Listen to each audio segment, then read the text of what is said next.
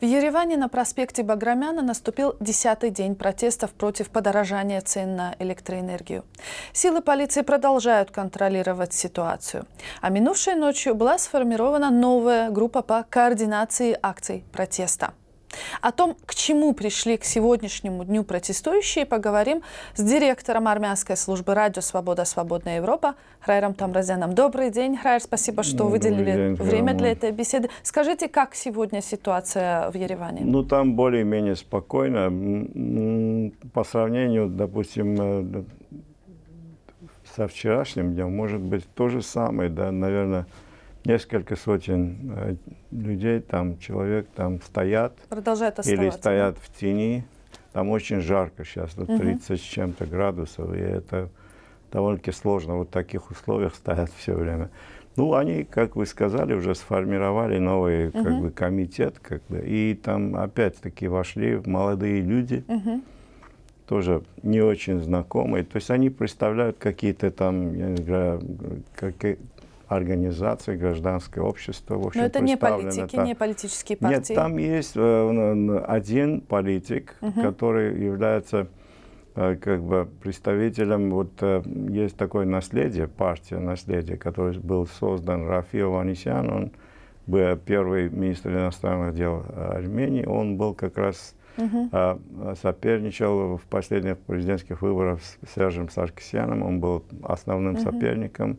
Но он проиграл, конечно, но у него были очень большие, то есть очень много людей проголосовало за Рафи Ованесяна. Вот его представитель, вот его партии сейчас там уже является как бы членом вот этого организационного комитета. И он в интервью с нами, он говорил, что это нельзя отличить, в общем-то, социальное движение от политической, потому что он уверен, что это политическое движение, так как он представляет политическую партию. Он говорит, что я просто здесь как человек, как я сам. Гражданин. Я не представляю мою партию тут, но я уверен, что это движение и политическое движение.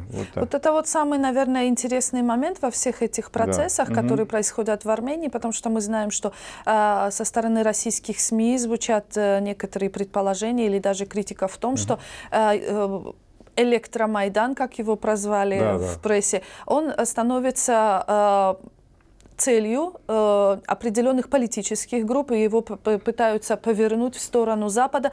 Насколько оправданы или насколько реальны вот эти вот обвинения? Нет, я думаю, что это... Ну, в российских СМИ это все там, как представляется вот это движение, абсолютно никакого отношения с действительностью не имеет абсолютно. Там нету партии. Там партии приходят, представители партии только как бы стоят, чтобы там есть такой коридор между демонстрантами и полицейскими. Они стоят в коридоре, чтобы не допустить нападения на значит, демонстрантов. Как бы они себя считают живым щитом. Да? И они больше ничего там не делают, они не пропагандируют ничего. Был один момент, когда Жирач Сафилян, один из представителей как бы неофициального парламента, как они себя представляют, и он пытался как-то с молодыми людьми переговариваться, но я не считаю, что он пытался захватить это движение, абсолютно нет, он просто пришел, но так как власти не очень хорошо к нему относятся, все. И местная пропаганда тоже пыталась как бы представить, что вот Жирач Сафилян, он как раз является ветераном войны, карабахским героем, что он пытается захватить вот это движение от рук вот этих молодых людей. Но ничего такого не происходит.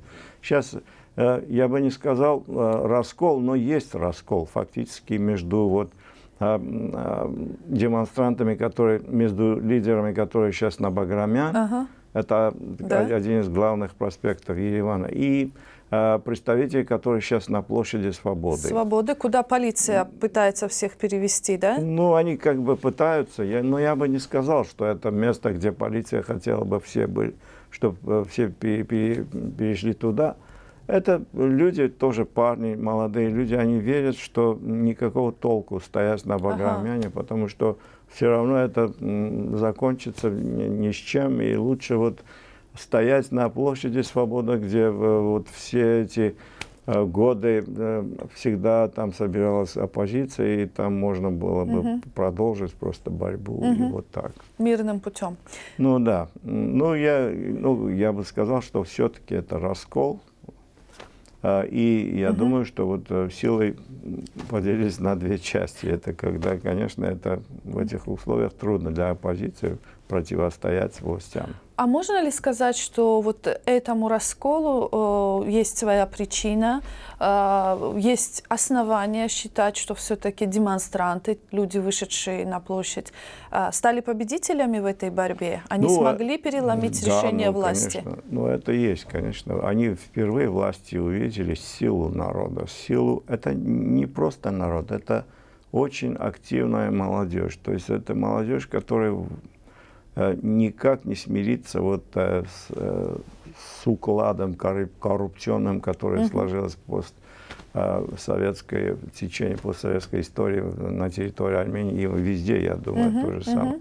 Это молодые люди, которые говорят на английском, не только на русском, читают все время в интернете, у них может быть 2 смартфона, у них компьютеры, лаптопы, то есть они люди, которые соединены как бы сетями со своими ровесниками в диаспоре, на Западе, в Америке, в Европе. Они же знают, как там люди живут.